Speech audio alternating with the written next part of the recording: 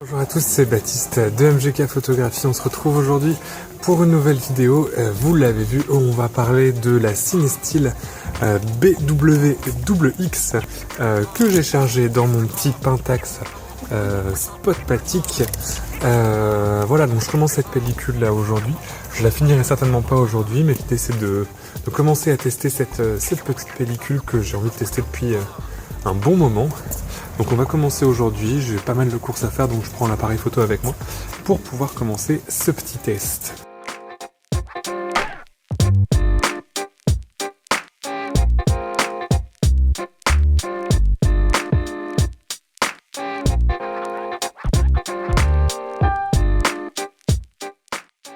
Alors en deux mots, la Cinestill WX, qu'est-ce que c'est?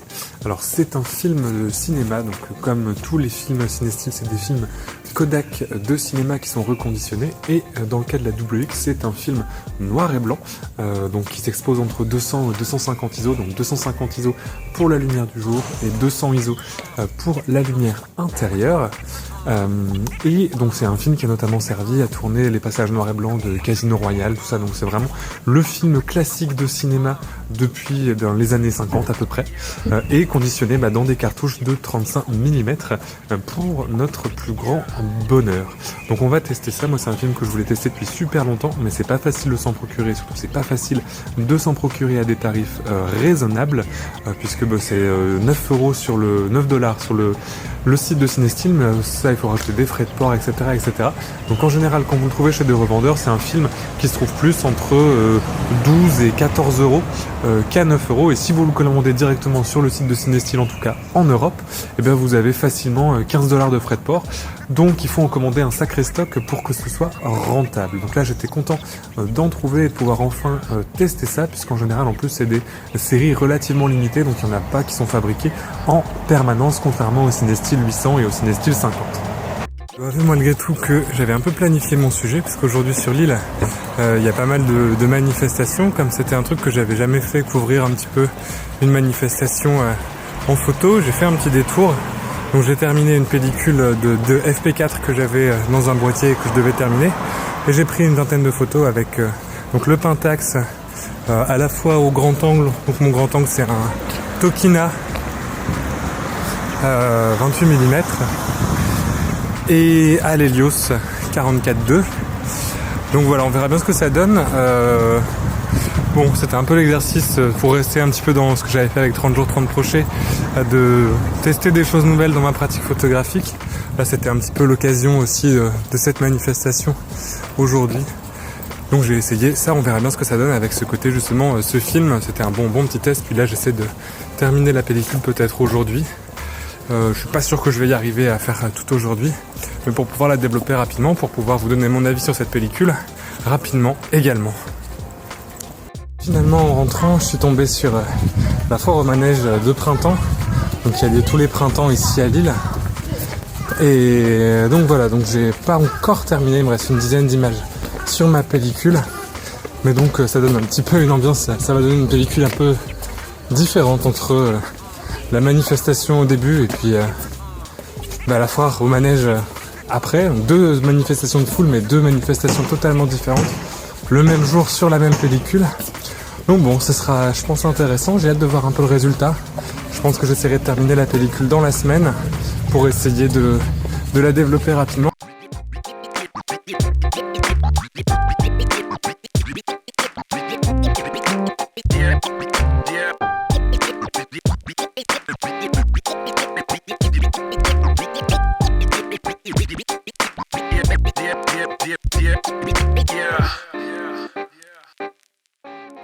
Alors on se retrouve quelques jours plus tard, j'ai terminé le rouleau de pellicule avec des vues un petit peu plus diverses, photos d'architecture, photos de rue, portrait de mon chat, des choses assez classiques, et je l'ai maintenant développé. Alors ça n'a pas été super évident à développer, puisque normalement c'est un film qui se développe dans du D96, ce que Kodak recommande, sauf que le D96, comme c'est utilisé pour les rouleaux de cinéma, ça se trouve qu'en conditionnement de plusieurs centaines de litres.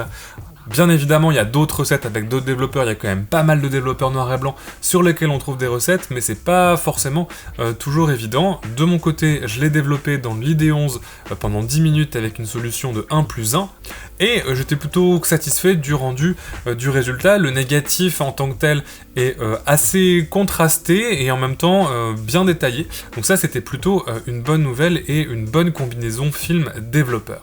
Pour ce que j'ai pensé de la pellicule, j'en ai été plutôt content, même si je pense que c'est une pellicule qui mérite encore d'un peu de travail de ma part et qui se prêtera plus à certains sujets qu'à d'autres. Notamment tout ce qui est photo de foule, photo de la manifestation, je trouve que j'ai pas forcément utilisé le potentiel total de cette pellicule.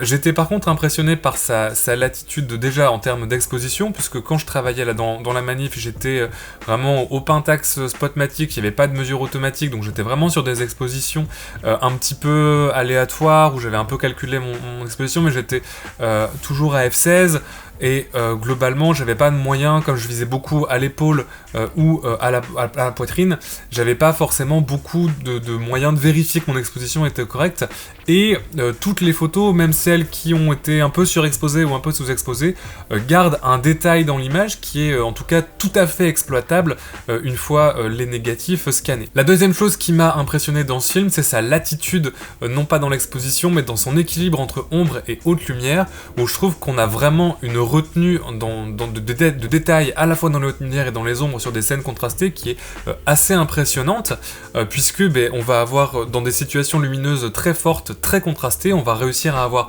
beaucoup de détails dans les ombres et beaucoup de détails dans les hautes lumières. Donc ça, en termes de latitude d'exposition, c'est assez impressionnant. Pour réussir à vraiment boucher ses ombres ou cramer ses hautes lumières, je pense qu'il faudrait vraiment une scène de contraste très très fort. Les contrastes de la pellicule en tant que tels sont vraiment agréables, on a une vraie transition entre les ombres, les hautes lumières, donc c'est vraiment un film qui est très doux dans son rendu, qui a vraiment des transitions lumineuses très très très agréables, et pour le coup, je pense que c'est un film qui mériterait vraiment d'être testé sur une session de portrait. Donc je vais peut-être reprendre une pellicule d'ici quelques temps pour essayer justement de compléter cet avis avec du portrait, parce que je pense que c'est vraiment une pellicule qui, à la fois dans son contraste, dans ses rendus de peau aussi, elle a vraiment, quelle que soit l'exposition, des rendus de peau qui sont très naturels et très agréables. Donc vous n'allez pas avoir des peaux trop foncées ou trop grises, même si vous avez une exposition un petit peu aléatoire. Donc ça, j'étais assez impressionné.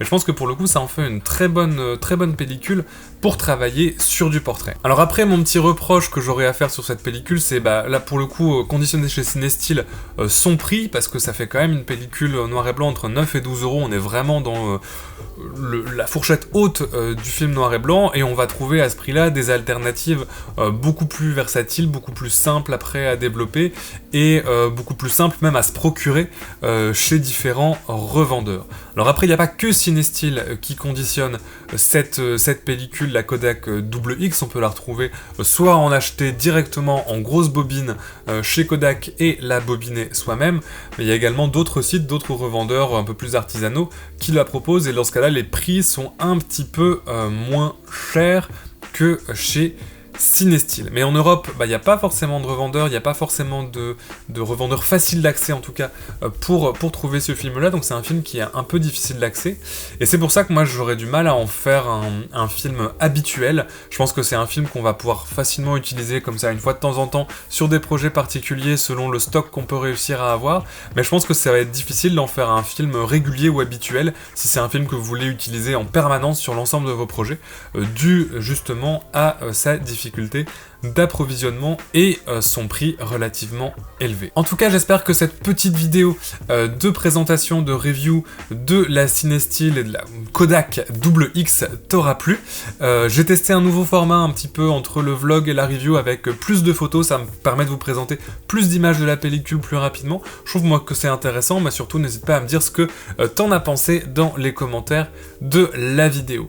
Tu peux également mettre un petit pouce en l'air si ça t'a plu, et t'abonner à la chaîne parce qu'il y a d'autres reviews de pellicules qui vont arriver, notamment celle de la Kodak 3200P qui est sortie il n'y a pas très longtemps et sur laquelle je vais être en train de travailler d'ici peux.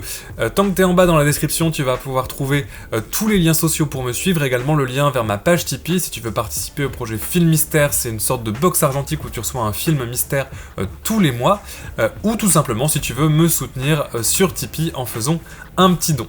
Moi je te souhaite de faire de bonnes photos et je te dis à la semaine prochaine pour une nouvelle vidéo.